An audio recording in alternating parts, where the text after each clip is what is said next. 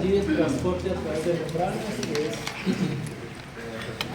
un complemento pues, a lo que ustedes ven en bioquímica la paz. No debe allá. Cuando ustedes lo ven, ustedes ven el transporte de membranas en fisiología, en biología celular, molecular y bioquímica, pues estamos centrados en la distribución, en el estudio de las partículas o los compuestos, componentes que estructuran la membrana celular. Cuando lo vemos acá nos centramos en los aspectos físicos, por eso terminamos hablando de voltajes y de presiones. Terminamos con la presión osmótica, ¿cierto? Que son fuerzas físicas. Entonces por eso casi que esa es como la diferencia entre verlo allá desde la bioquímica o verlo desde la fisiología. Lo que importa acá son esos fenómenos físicos de voltajes y de presiones. En ese sentido, pues vamos a continuar con el siguiente objetivo grande de estas clases, que es el potencial de membrana.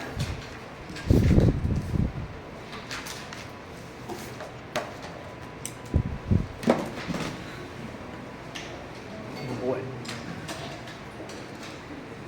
entonces decíamos que tenemos una acumulación de cargas entre un lado y el otro de la membrana. Y esa acumulación de cargas está asociada a diferentes factores que aparecen mencionados allí.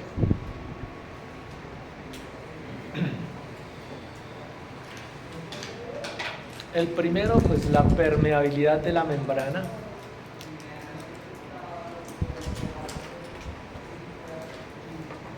Y cada celulita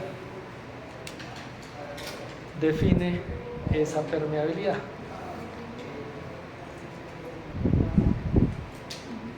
Cada celulita, dependiendo de sus componentes estructurales,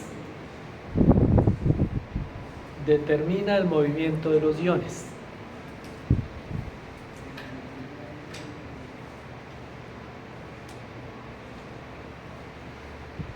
Entonces, ¿cuáles iones pasan y qué tanto pasan y cuáles no? Otro factor que está contribuyendo a ese potencial de la membrana es la presencia de moléculas no difusibles. Son moléculas tan grandes que no permiten el paso, que no se mueven pues con facilidad en la membrana. Entre ellas pues tenemos las proteínas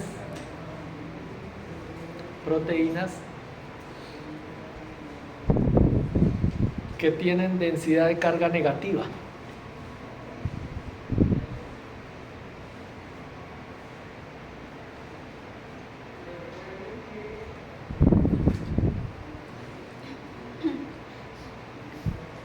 Se representan con una A y una carguita negativa,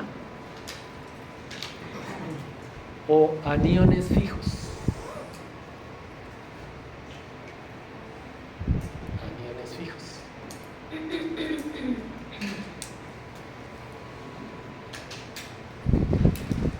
Y acompañan a esos aniones fijos o a esas proteínas los grupos fosfato del ATP. Grupos fosfato.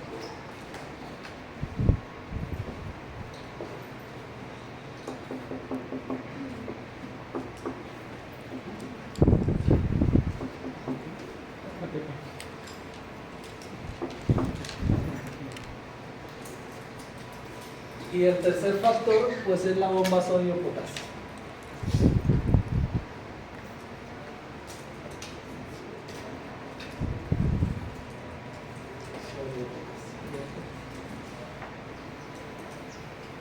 Pues cuando hacemos la medición entre el interior y el exterior celular, pues encontramos una diferencia de potencial eléctrico, diferencia de cargas entre el interior y el exterior celular. ¿Cuáles son los tres factores importantes que están definiendo eso? La membrana en sí por la selectividad.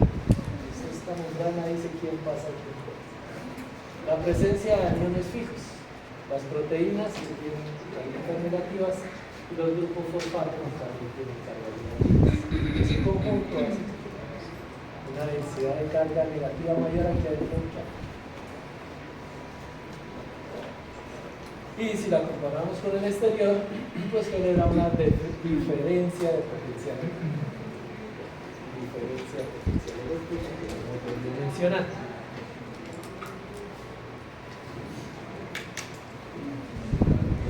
Y hemos destacado como factor importante dentro de la permeabilidad esa selección que se hace del movimiento de esos tres iones principales de gran importancia. El potasio, que es el que más fácilmente se mueve.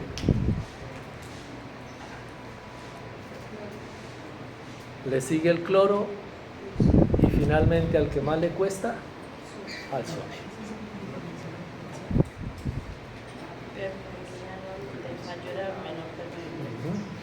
Estos dos se parecen mucho, pero sí hay diferencia. Y estos dos están muy lejos del sodio.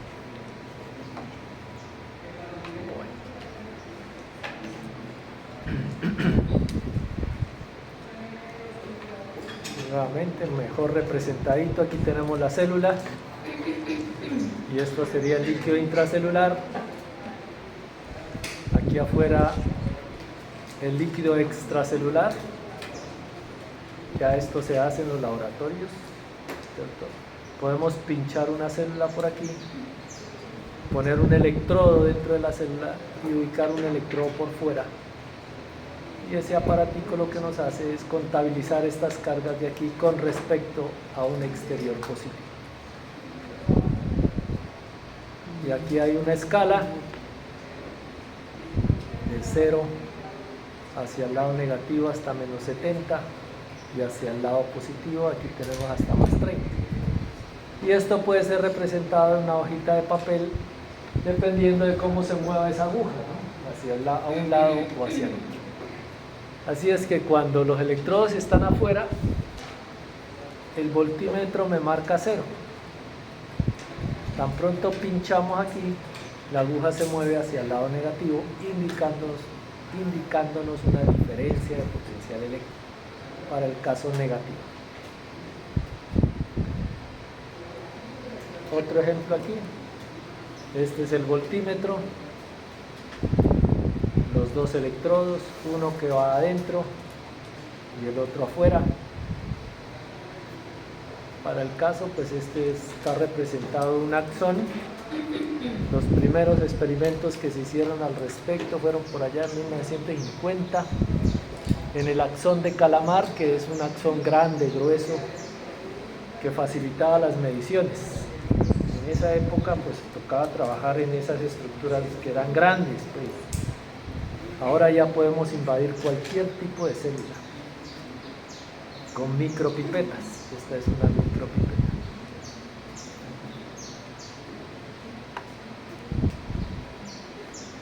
Se hace en la Universidad del Valle, lo he visto en la Universidad de Antioquia, en la de Pereira también tiene un laboratorio súper sobre trabajitos de células. Entonces separan las células y las pinchan y así pueden medir voltajes, corrientes, etc.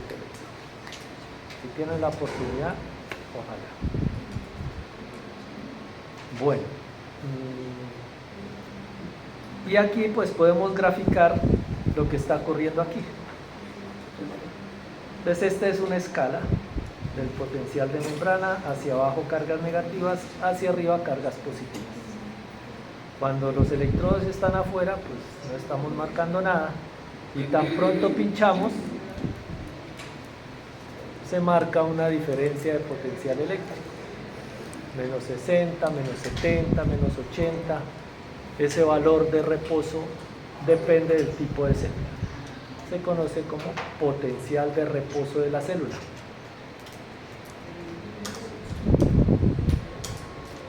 Y ahí se mantiene.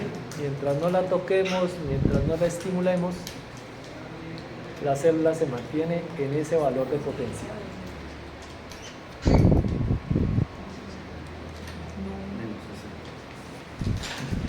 Entonces tenemos una diferencia de potenciales. Se suele representar así con la letra E. Potencial de reposo, o también lo encuentran con una letra V en algunos textos.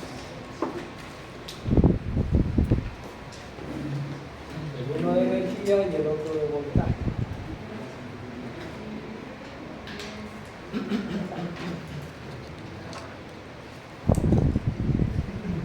Entonces, hay una diferencia de voltaje, pues, porque por todos estos factores y por todos estos iones.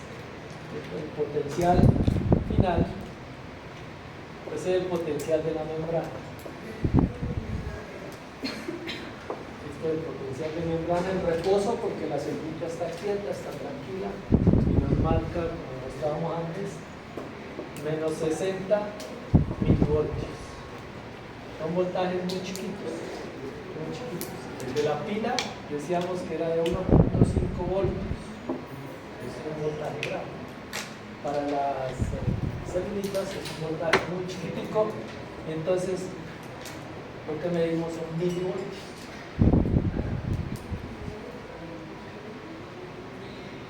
La célula está en reposo. Entonces marcamos el potencial de la membrana, que se debe pues a los iones que están aquí, a los iones que están afuera y a estos alcanes finales y a la selectividad de la membrana. Todos esos factores determinan el potencial de membrana en reposo para esta condición. Entonces el potencial de la membrana se debe al papel que juega cada ion. Es decir, cada ion hace un aporte a esta manera. Hay unos que aportan unas cargas negativas, hay otros que aportan cargas positivas y dependiendo de la distribución de esas cargas positivas y negativas, pues obtenemos esto. Entonces cada ion aporta al potencial de la membrana. Si queremos saber cuál es el aporte de cada ion, lo hacemos a través de esta ecuacióncita que se conoce como la ecuación de Hertz. Ecuación de Hertz. Cuando el ion está quietico o en equilibrio.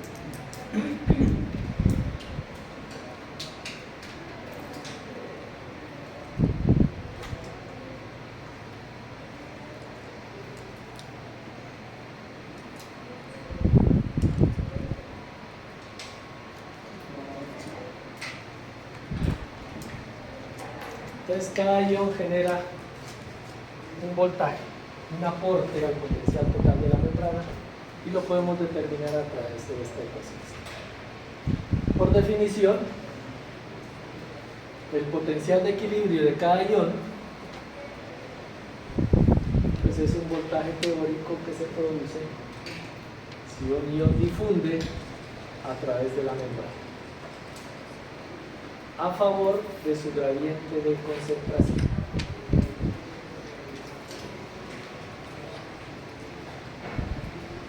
Si un ion difunde a favor de su gradiente de concentración.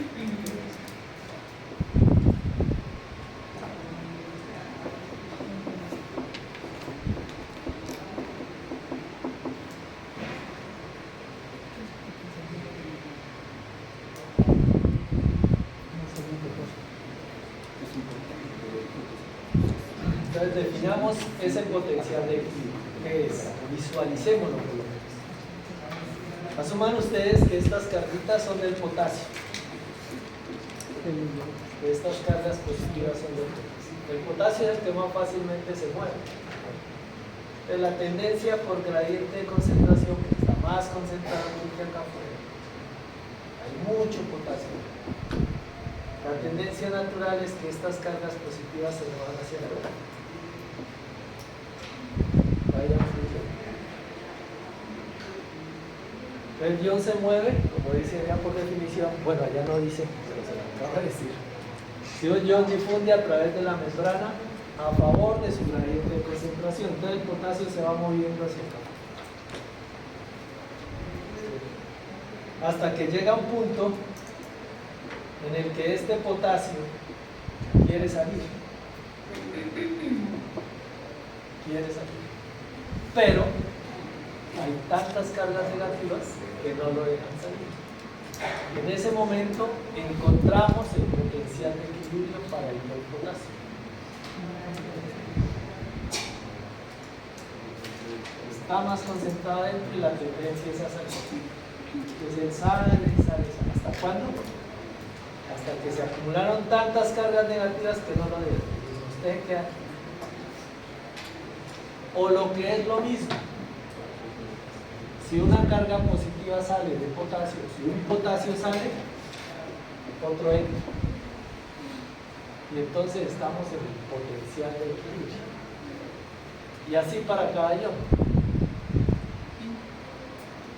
Entonces esta diferencia, que lo llamamos antes potencial de difusión, porque estábamos viendo, digamos que el potencial de difusión es el proceso dinámico. Esto va cambiando uno a uno. Va saliendo una carga, otra carga, pero el voltaje va cambiando. Hasta que llega un punto, tiene un límite.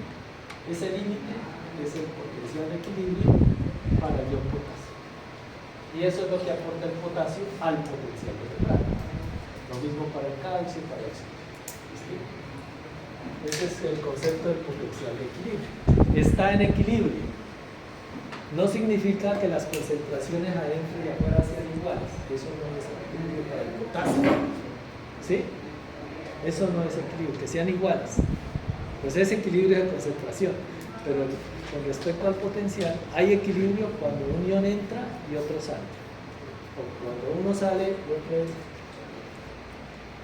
O cuando esas cargas negativas no lo dejan moverse. Deja de moverse.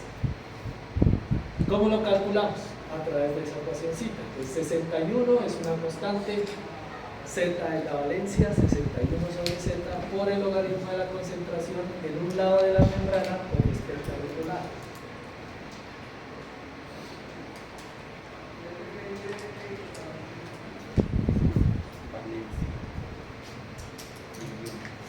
A ver, 61 sobre z por el logaritmo de la concentración.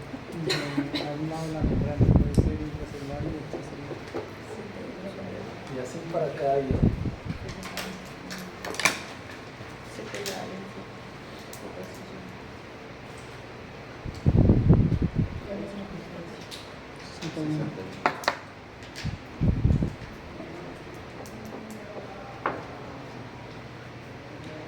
El potencial de equilibrio del potasio.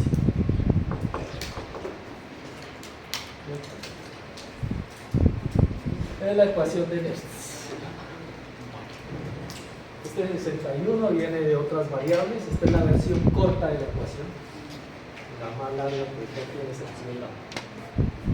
Está la temperatura, el R y el Z, pero bueno. Esto es más facilita de recordar. Entonces vamos a calcular el potencial de equilibrio para el potasio. Veamos el concepto más que la ecuación. Entonces hagámoslo. Aquí puede ir la concentración intracelular y acá la extracelular. O al contrario.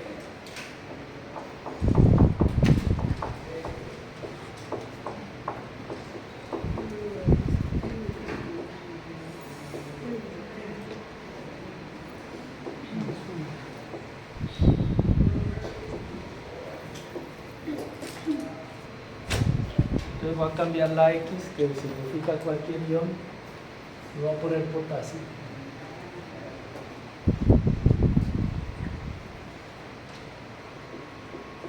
Potasio.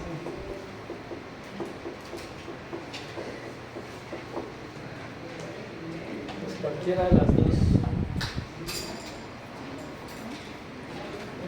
combinaciones podemos hacer. Pero veamos cuál de las dos sirve. ¿Cuál es la que es? ¿cierto? Para no aprenderlo de memoria. De memoria no lo podemos aprender. Este arriba y este abajo, para cada ion. Pero esto funciona para el potasio y para el calcio es otra cosa y para el sodio es otra. Pues aprendamos la lógica. A ustedes allá les queda más fácil hacer. Concentración intracelular de potasio. Allá lo tienen en la tabla. ¿Cuánto es? 4 sobre 140. 4 sobre 140. Y acá será 140 sobre. Entonces, por favor, calculen. El logaritmo de esta fracción. Menos 94.18 Aquí entonces será 61 sobre z, que es 1. Sobre el logaritmo de 10. Vale, quitemos el logaritmo. ¿Cuánto dio?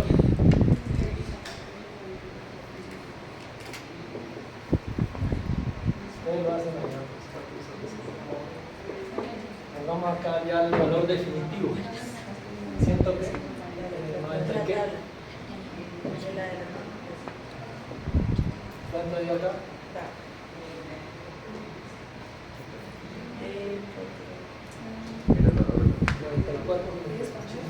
94.18 menos 94.18 Listo, y acá abajo más 94.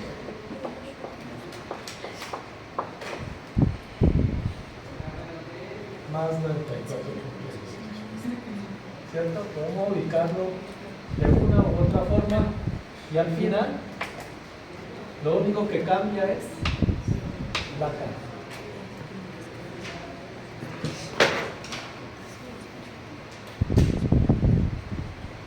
Entonces la pregunta es, ¿cuál de las dos ecuaciones es la que realmente nos sirve? Entonces ustedes se van a preguntar, ojo, porque esto no está en los libros. Entonces se van a preguntar, ¿cómo es el interior celular? ¿Cómo es el interior celular para que el ion deje de moverse a favor de su negativo? Para el caso tiene que ser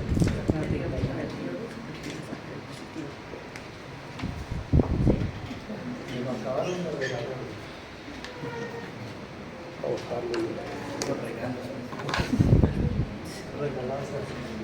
Entonces significa que el potencial de equilibrio para el potasio es negativo, es decir, el interior de la celda tiene que estar en ese valor para que el potasio deje de moverse.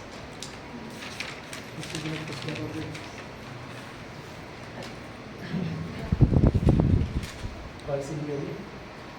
El del sodio. Pues hagan el del sodio. ¿Qué concentraciones pusimos allá de ejemplo? Sodio adentro.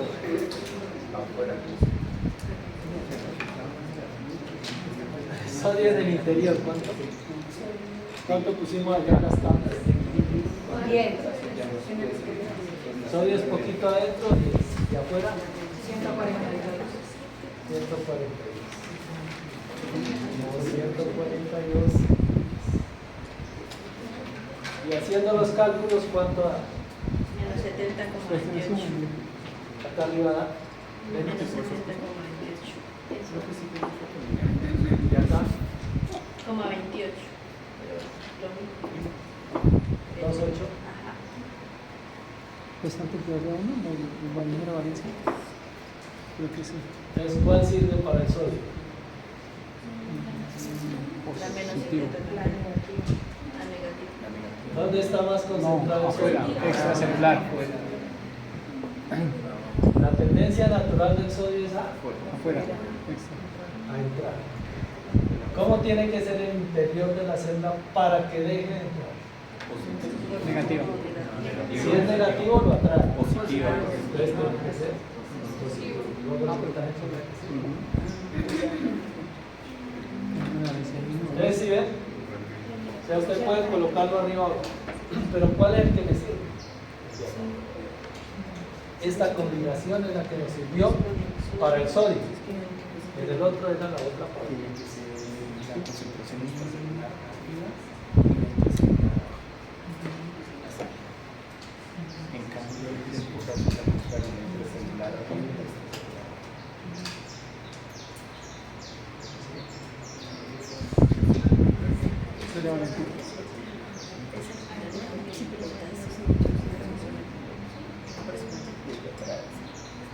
La pregunta es, ¿cómo tiene que ser el interior celular? Siempre el interior celular, para que yo depende.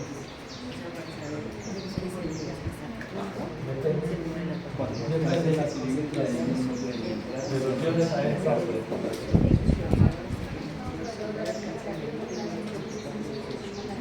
Pero cuando alcanza el equilibrio potencial de equilibrio. El potasio.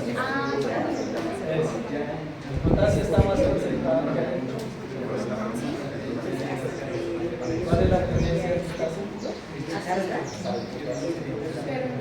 Si esto tiene cargas positivas, ¿qué cargas positivas? Mientras que si yo acumulo cargas negativas,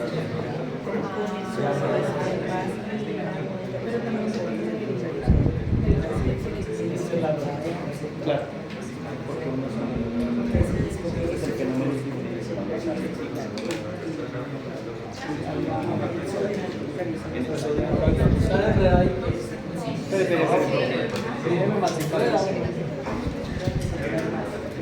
ahora los mandé a tomar café.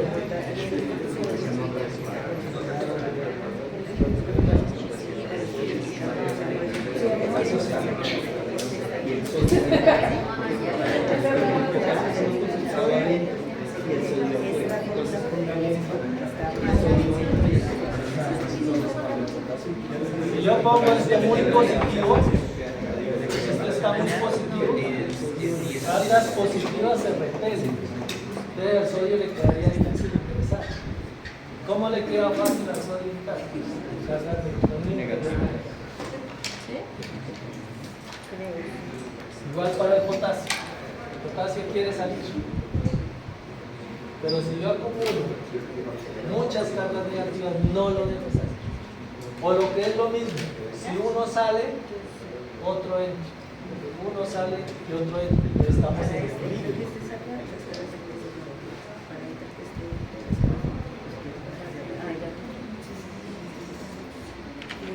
La valencia que también termina siendo Potencial de equilibrio. Entonces cada ioncito aporta con su equilibrio.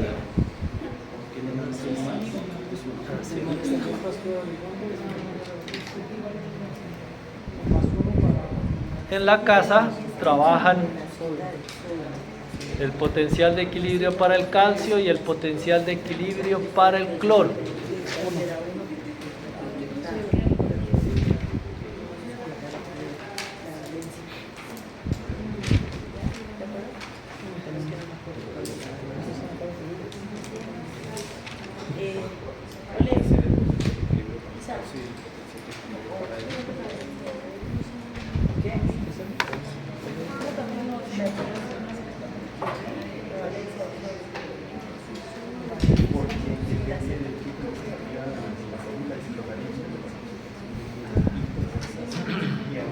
Bueno.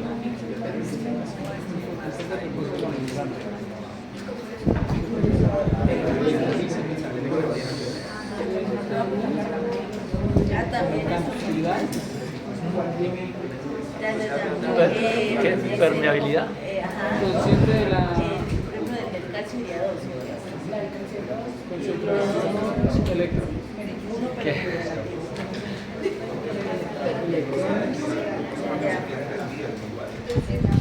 Entonces cada ioncito aporta al potencial definitivo de la membrana.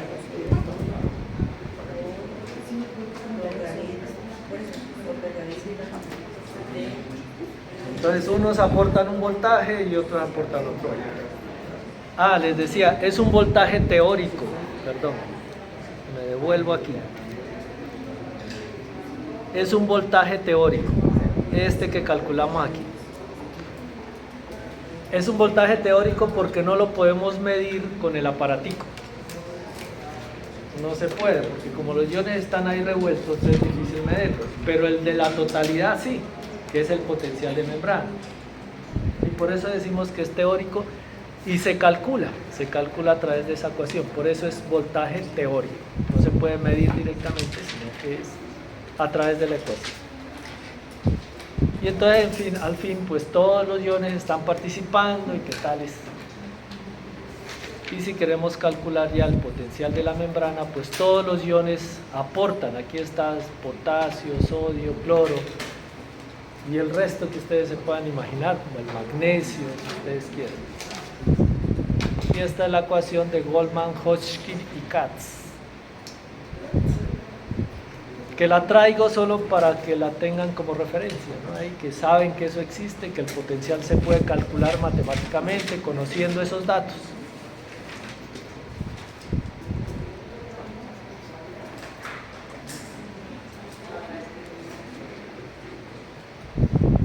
R es la constante que hemos visto, T la temperatura, F de Flavio, por el logaritmo natural, constante de Faraday, Faraday Muñoz Bolaños. P la permeabilidad y las concentraciones adentro o afuera para acá. No hay que aprenderse eso, pero sí tener en la cabeza que el potencial de membrana depende de todas estas combinaciones.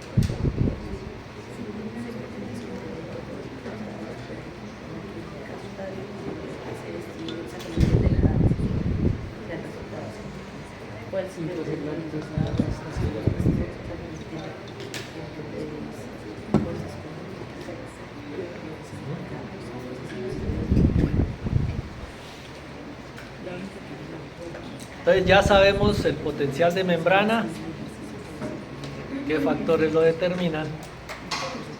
Y aquí lo tenemos, ¿cierto? El potencial de reposo de la membrana para este caso está en menos 70 milivoltios.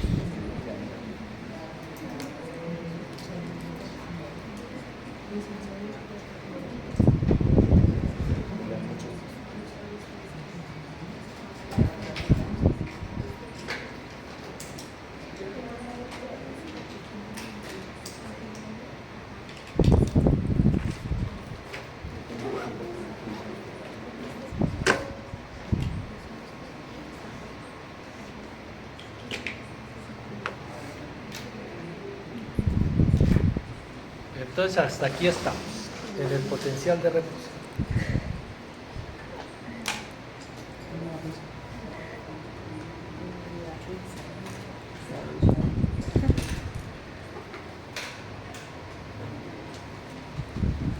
Entonces mientras no molestemos a las células, ellas se van a mantener ahí.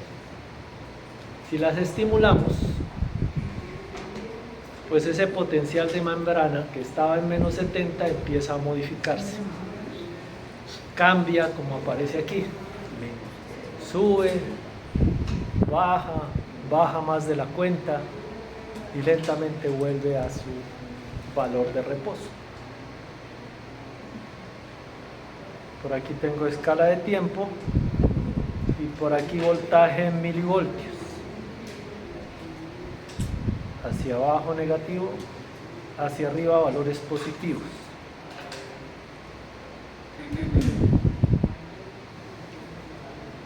Como son voltajes chiquiticos, milivoltios.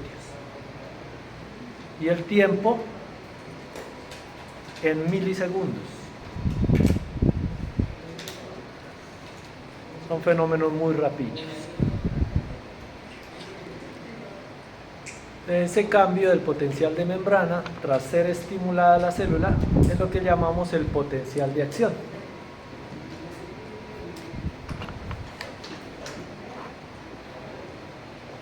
Y el potencial de acción pues tiene una amplitud, están las características, tiene una amplitud, es decir, el recorrido desde aquí hasta por acá abajo.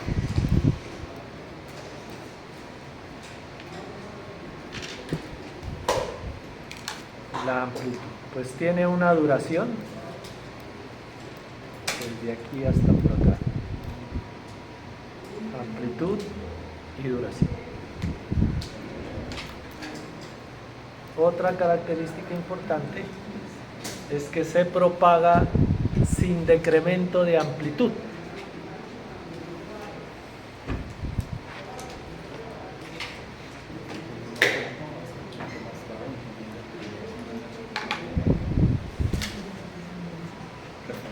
Sin decremento de amplitud.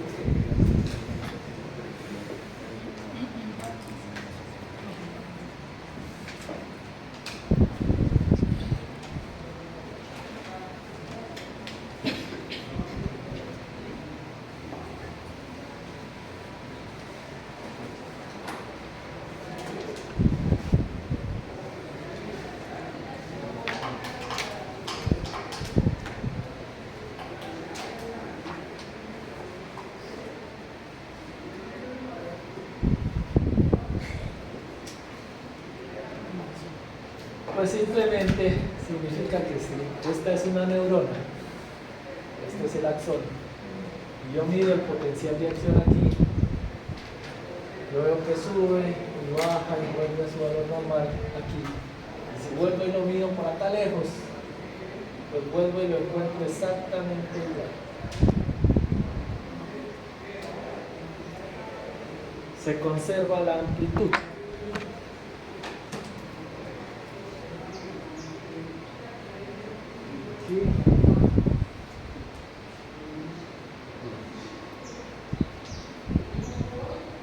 ¿Cuál es la importancia de eso?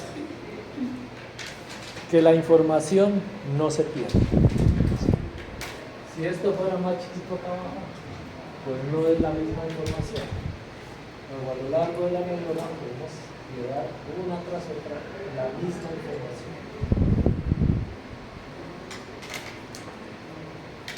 Obedece este fenómeno de potencial de acción a la respuesta todo o nada. Eso simplemente significa que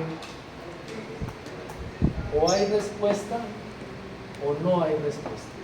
O se genera el potencial de acción o no se genera. Y eso depende de un fenómeno llamado el potencial umbral.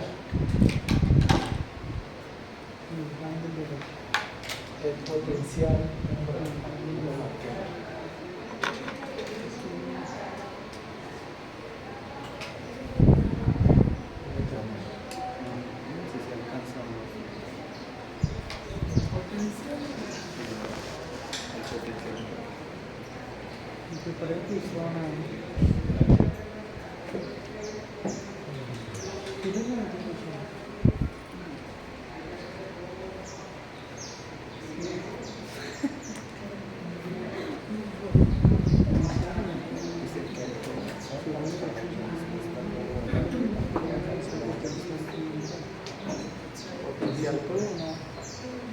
Entonces, dependiendo de la intensidad del estímulo, hasta cierto nivel la célula responde.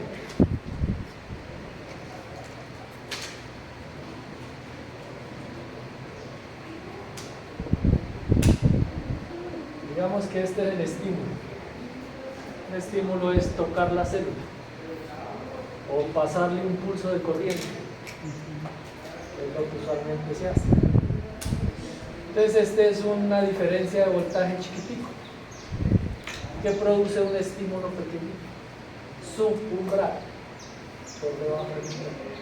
Pues como no alcanzamos este valor, no se genera el potencial de acción. yo vuelvo y estimulo y hago un potencialito más grande, pues obtengo un cambio más grande. Y si estimulo con uno mayor, pues esto como que va creciendo, y si hago un buen estímulo, alcanzo este potencial umbral y necesariamente la célula se despolariza y se repolariza. Se va para arriba y va para abajo. Estos son potenciales subumbrales que producen cambios hacia arriba, pero también los puedo tener estímulos en sentido contrario, o sea, más hacia abajo. Por aquí me voy para abajo, pues. Cambio la batería, cambio la pila, le cambio el voltaje para el otro lado. Entonces pueden obtener estímulos diferentes y respuestas diferentes acá, pues ya me iría para el otro lado. Entonces puedo mover el potencial de reposo o hacia arriba o hacia abajo. Si son hacia abajo, pues me alejo del umbral. ¿Cierto? Entonces la célula más no responde, más se inhibe. Se inhibe la neurona, por ejemplo, una célula muscular. Pero si voy hacia arriba, hasta alcanzar el umbral, la célula cero. Esa es respuesta a todo o nada. ¿De qué depende? De estos potenciales chiquiticos, subumbrales, que aparecen aquí, potenciales pequeños, subumbrales. ¿Qué más? El tamaño y la forma. Y con esto los dejo descansar, pues, porque ya están mareados. No, con esto que viene. No me parece un chiste. Muchas gracias. Bueno. Entonces, cada celulita tiene su potencial.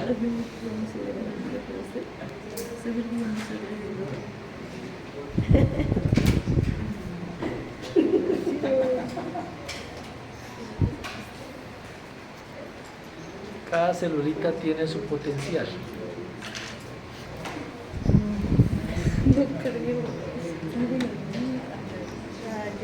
¿Y esos huesos qué?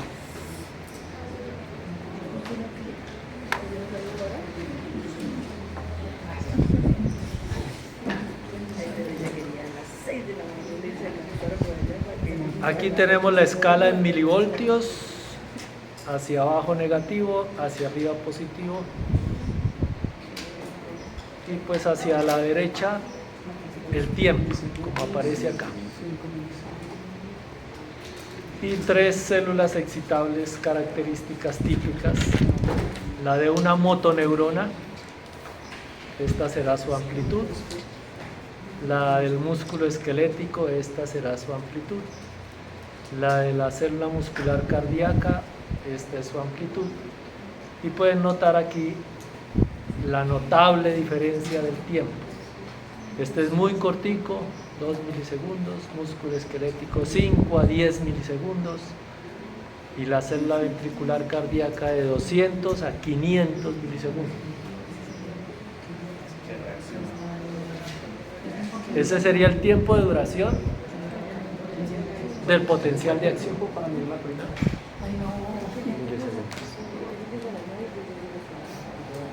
200 milisegundos.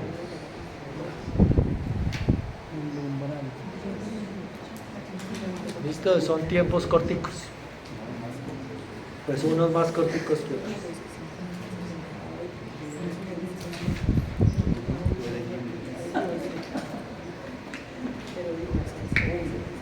$200 milisegundos es poquito, ¿no? Pero miren, por ejemplo, para que tengamos una idea. Estaba viendo las pruebas de atletismo de los Juegos Olímpicos, la de los 100 metros. Y, o sea, no me la sabía. Y ya miden el tiempo de reacción, ¿no? Desde el disparo hasta que el atleta arranca la carrera. Y eso está tan bien medido que si el atleta sale antes de ese tiempo, lo descalifican. Eso no me la sabía. 200 milisegundos. Creo que eran 180 milisegundos para el atleta. Creo. Averígüenlo y me cuentan. ¿Cuánto dura el descanso? Bueno, listo, con eso los dejo descansar. Muchas gracias, muy amables. Nos vemos mañana. Mañana a las 2:30. 2:30. Si Dios quiere.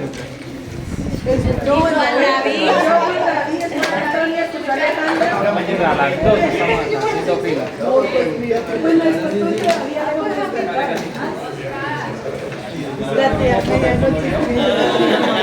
Pero no llegamos a nada.